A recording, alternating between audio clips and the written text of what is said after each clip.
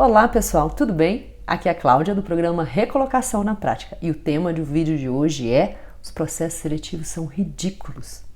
Gente, vira e mexe, eu encontro aqui nos comentários do canal mensagens de pessoas que estão reclamando dos processos seletivos, que, enfim, não entendem a metodologia que é utilizada, que estão descontentes, enfim, frustradas mesmo com a forma como os processos seletivos são conduzidos. E a gente vai falar sobre isso nesse vídeo.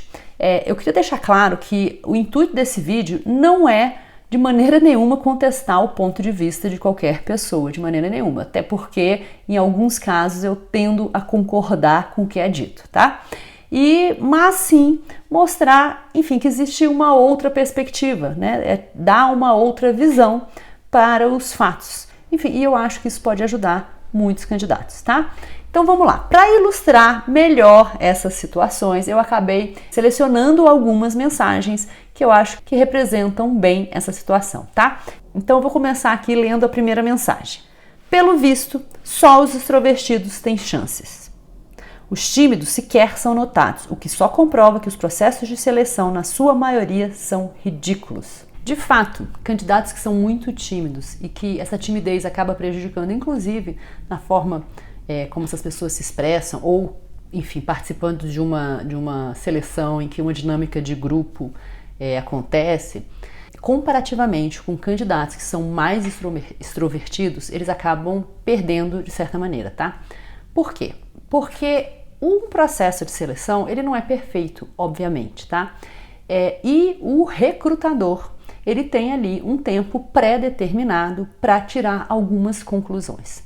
É claro que quem consegue se mostrar, se colocar como o candidato que atende melhor aos requisitos que estão sendo buscados, ele acaba tendo vantagem. Então, esse é o tipo de alegação que, apesar de que, de certa maneira, é uma verdade, ele não pode ser usado como uma crítica aos processos de seleção.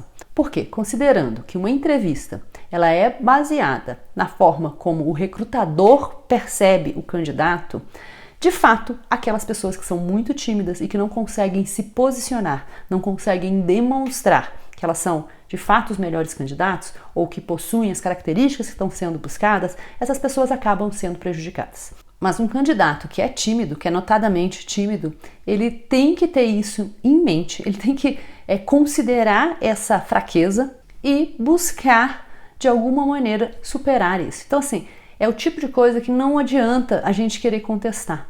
Não teria como ser de outra maneira.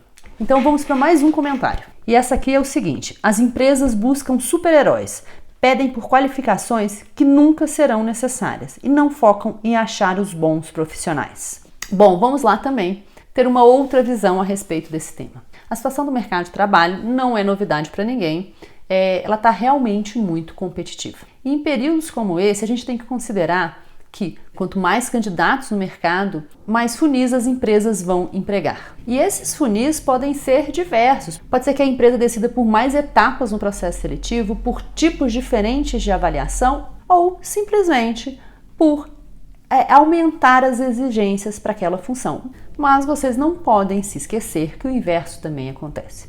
Quando uma empresa busca por um perfil que é muito difícil de ser encontrado no mercado, que precisa ter uma certa qualificação e que essa qualificação não se encontra, enfim, em todo lugar, muitas vezes as empresas, quando encontram esses profissionais, como eles são raros, né, elas acabam abrindo mão de algumas qualificações que são necessárias para o cargo e eventualmente, inclusive, pensando em qualificar aquele profissional, já que ele apresenta outras características que são difíceis de encontrar. Muitas vezes elas acabam pagando mais para esses profissionais, né, aumentando a faixa salarial, porque elas sabem que é uma forma de atrair esses profissionais, enfim. Então, essa é a realidade do mercado e isso não vale apenas para processos seletivos. Então vamos a mais um comentário. É ridículo fazer essas perguntas padrão. Só um idiota não sabe como responder. Será que o RH não poderia fazer seleções mais inteligentes? Gente, é claro que é possível. Existem várias maneiras de selecionar um profissional. Essas maneiras podem ir de uma simples indicação até a aplicação de uma prova de conteúdo técnico. Acontece que a forma mais tradicional, e aí a gente tem que considerar isso, a gente não pode simplesmente achar que vai deixar de ser assim porque a gente não concorda com isso, é que seja realizada pelo menos uma entrevista. E nessas entrevistas, normalmente são realizadas perguntas de cunho técnico e de cunho comportamental. Estudos no campo da psicologia dizem que a melhor maneira de prever um comportamento futuro é avaliar comportamentos passados. Por isso que muitas vezes são feitas o que essa pessoa chamou de perguntas ridículas, perguntas padrão, né? São feitas essas perguntas em que colocam situações em que o candidato tem que descrever algo do passado para responder essa pergunta, algo que tenha acontecido no passado, tá?